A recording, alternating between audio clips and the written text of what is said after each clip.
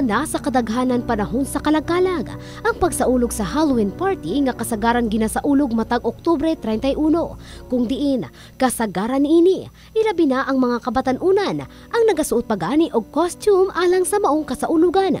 Matud pa sa pipila ka mga generala nga naanda na kini matag abot sa adlaw sa mga minatay, samtang ang uban usaba ang wala nagatuon niini. Commercial man guna nila, negosyo. Style pan ko sa mga style sa mga negosyante ba. Ano nga sa tinuhan mo wala jud na sa amo. Wala jud na ingon nga naay mga multo, naay mga kuan kay once nga ano gani mapatay na ng tao. Ana lang. Wala na. Tapos ingon na apan unsa bagayud kini kabililhon alang sa matuod nga kasaulugan sa kalagkalag.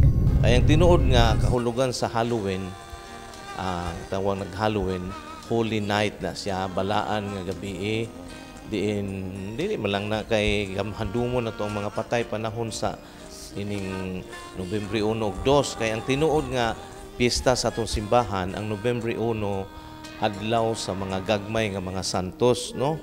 Kinsa ning gagmay nga mga santos dili na sila mga inila, no? Dili na sila mga famoso, no? Pareha kanang mga dagko nga santos nga mga dibulto. Ang All Souls Day paghandom sa mga tumuluo nga nangamatay. Mga dunay pagtuo mga nangamatay, no? Bisan kung walay pagtuo pero nagbansay sa kabubuton sa Ginoo, mao po na ang tinuod nga paghandom sa All Souls Day. So kahibaloan nga ang maong kasaulugan ang nagikan pa sa kasadpang nasud nga na-adapt lang sa pipila ka nasud ug usa na gani niini ang Pilipinas ilabi na sa kadtong mga Kristiyanos apan saysay pa sa mga relihiyoso nga dili kini ang basihan sa matuod nga paghinumdom sa atong mga minahal sa kinabuhi nga may panaw na sanglit mao gayod ang pag-ampo. Ang kinahanglan sa mga patay nga kadtong ilang mga kinabuhi nila, ilang batasan, ang ilang mga miti o kinaya atong ikanabuhi karon ilarawan na to, no? Atong ipadayon ba ikaduha ang pag-ampo po nila nga mahiluna na sila himuyong na sila sa ilang kinabuhi dito sa uban sa Ginoo kung nagtuo ta nga naay kinabuhi sa uban sa Dios, no? Kinabuhing walang hanggan, no? Gani, bisan ang paghalad sa mga minatay ang dili usab kuno makatarunganon, ilabi na kung sobra ang imong ginahatag ug mas maayo pa kunong ihatag na lamang kini sa mga buhi.